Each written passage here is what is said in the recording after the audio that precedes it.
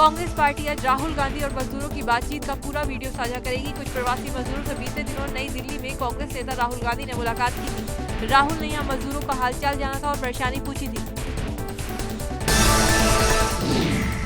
इटावा में नहीं थम रहा कोरोना संक्रमित मरीजों का सिलसिला।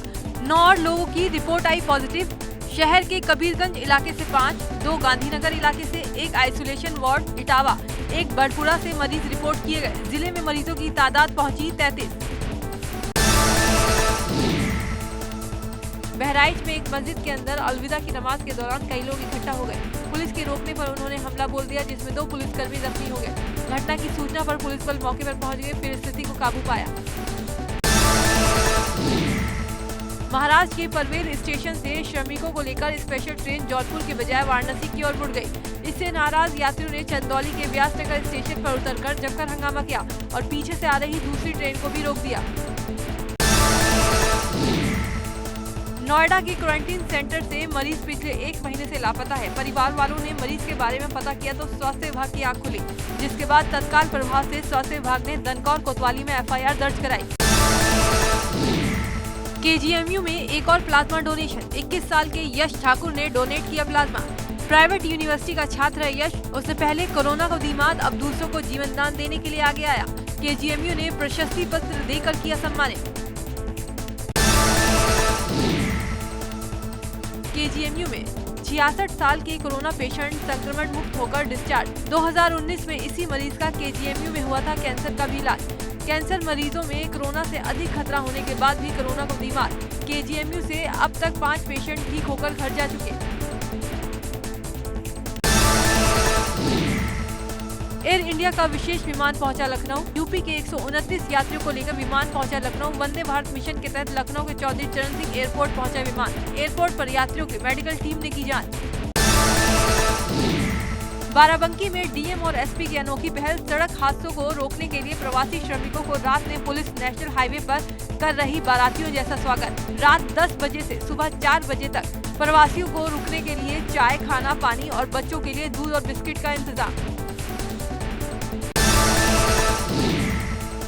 मेरठ में कोरोना के बढ़ते प्रकोप को कम करने के लिए पुलिस ने नया तरीका अपनाया। सब्जी फल मंडियों में हर 1 घंटे में पुलिस की सायरन बजाती हुई गाड़ी निकलती है। जब ये गाड़ी निकलती है तो मंडी में मौजूद खरीदार, दुकानदार और थोक विक्रेता सभी हैंड सैनिटाइज करते हैं। ग्रेटर नोएडा वेस्ट में पुलिस ने 2 दर्जन बाइक के साथ फ्लैग मार्च निकाला। हाई राइट सोसाइटी में सड़कों पर आवश्यक नहीं घूमने और लोगों से घर में रहने की अपील की। सोसाइटी में खुली मार्केट को शाम 7 बजे से पहले बंद करने के लिए कहा। कोरोना महामारी और लॉकडाउन की बंदिशों के बीच इलाहाबाद हाईकोर्ट में पिछले 2 महीने से चल रही छुट्टियां अब 31 मई तक बढ़ा दी गई। हाईकोर्ट में छुट्टियां बढ़ाए जाने का फैसला हाई लेवल कमेटी की बैठक में लिया गया। जालौन में बिना तैयारी के खोले गए रेलवे टिकट बुकिंग काउंटर्स पर लोगों को दिक्कतों का सामना करना पड़ा। उरई रेलवे स्टेशन पर काउंटर खुलते ही तकनीकी खराबी का बोर्ड लगा दिया गया। सुबह से घंटों लाइन में लगने के बाद लोगों को बिना टिकट बुक कराए ही वापस लौटना पड़ा।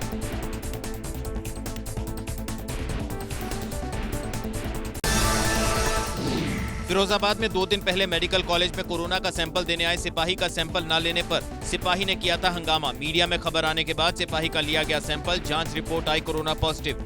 19 मई को खांसी, जुकाम और सांस फूलने की वजह से सरकारी मेडिकल कॉलेज के ट्रॉमा सेंटर में जांच कराने आया था सिपाही। देहरादून में भाजपा नेताओं ने कोरोना काल में बनाई मोदी चालीसा। मोदी किचन कार्यक्रम के दौरान सरकार के मंत्री धन सिंह रावत और मसूरी विधायक गणेश जोशी रहे मौजूद। हरिद्वार रेलवे स्टेशन पर टिकट बुकिंग ऑफिस खुलते ही रिजर्वेशन काउंटर पर लोग टिकट बुक कराने पहुंच रहे हैं। कुछ ही ट्रेन की बुकिंग के चलते बुकिंग काउंटर पर कुछ लोग निराश नजर आए तो कुछ टिकट बुक कराकर काफी उत्साहित दिखे।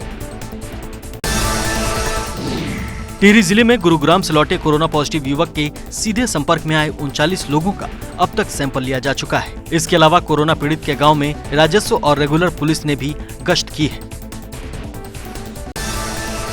उधम सिंह नगर में एक साथ 40 पार्षदों का इस्तीफा। नगर निगम में एंट्री नहीं मिलने पर नाराजगी। MNA को पद से हटाए जाने की मांग।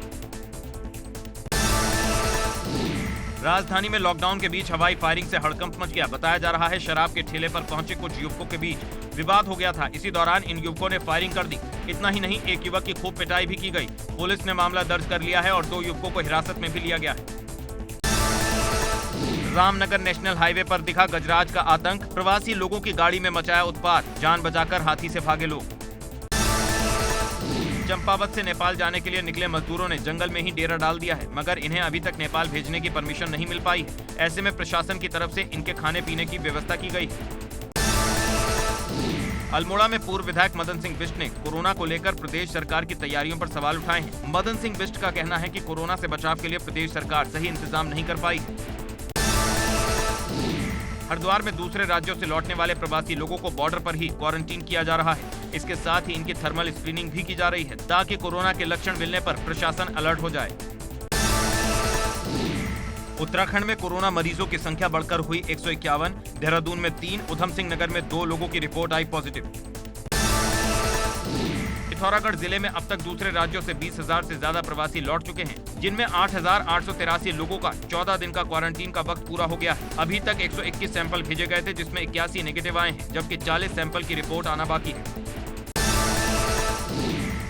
लॉकडाउन के दौरान भी रुद्रप्रयाग में अवैध खनन जारी है। आरोप है पूर्व मंत्री मातंबर सिंह कंडारी के ठेकेदार बेटे ने अवैध खनन करवाया है। शिकायत के बाद प्रशासन ने मामले की जांच शुरू करवा दी है।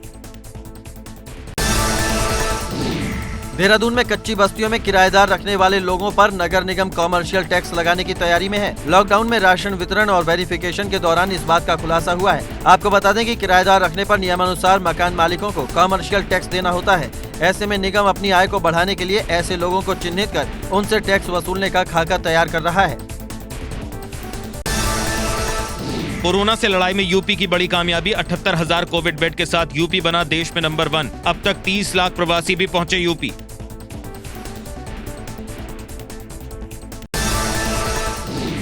सीएम योगी को जान से मारने की मिली धमकी, यूपी पुलिस को व्हाट्सएप पर भेजा गया मैसेज। मामले की जांच में जुटी UP STF. Inspector Gomti Nagar Dheeraj Singh ने दर्ज करवाई एफआईआर।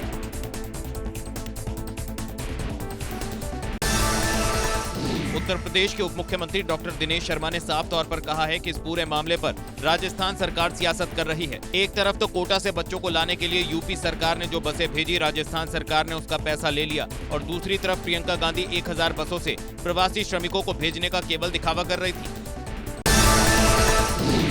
मायावती ने ट्वीट कर राजस्थान सरकार पर हमला किया। बोली, राजस्थान की कांग्रेसी सरकार ने यूपी सरकार से 36.36 लाख रुपए और देने की मांग की है। वो उनकी कंगाली और अमानवीयता को प्रदर्शित करता है। 2 पड़ोसी राज्यों के बीच ऐसी घिनौनी राजनीति अति दुखद है। शुक्रवार को विपक्षी दलों की बैठक में सोनिया गांधी ने कोरोना संकट को लेकर मोदी सरकार पर निशाना साधा।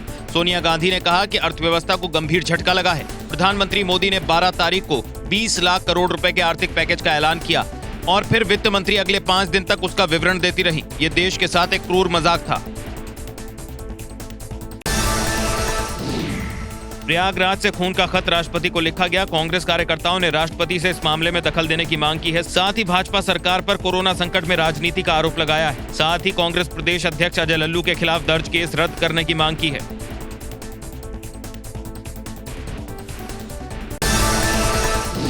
कानपुर विकास प्राधिकरण उपाध्यक्ष बनाए जाने के लिए आईपीएस अमिताभ ठाकुर ने 1.5 करोड़ की डील की मांग की। आईपीएस अफसर अमिताभ ठाकुर ने पैसे देने के मामले में गिरफ्तार व्यक्ति के साथ ही 15 लाख रुपए देने वाले आईएएस अफसर का नाम सार्वजनिक किए जाने की भी मांग की। कोरोना वायरस का प्रकोप दुनिया भर में लगातार बढ़ रहा है। दुनिया के 213 देशों में पिछले 24 घंटे में 1,05,766 नए कोरोना के मामले सामने आए हैं और मरने वाले लोगों की संख्या में 4,833 का इजाफा हो गया है। दुनिया भर में अब तक करीब 52 लाख लोग कोरोना वायरस से संक्रमित हो चुके हैं। इनमें से 3,34,072 लोगों की मौत भी हो चुकी है। वहीं 20,78,536 लोग संक्रमण से मुक्त भी हुए हैं। दुनिया के करीब 75% कोरोना के मामले सिर्फ 12 देशों से आए हैं। इन देशों में कोरोना पीड़ितों की संख्या 39 लाख है। पाकिस्तान इंटरनेशनल एयरलाइंस का एक यात्री विमान शुक्रवार को कराची में जिन्ना अंतर्राष्ट्रीय हवाई अड्डे के पास घनी आबादी वाले रिहायशी इलाके में दुर्घटनाग्रस्त हो गया। इस दुर्घटना में 57 लोगों की मौत की पुष्टि हुई है। विमान में 107 लोग सवार थे। हादसे का वीडियो भी सामने आया है, जिसमें दुर्घटना स्थल से धुएं के गुब्बार उठते दिखाई दे रहा है। एम्बुलेंस और अधिकारी घटनास्थल पर पहुंच गए। पाकिस्तानी मीडिया के मुताबिक विमान के उतरने से 10 मिनट पहले इसका संपर्क टूट गया था।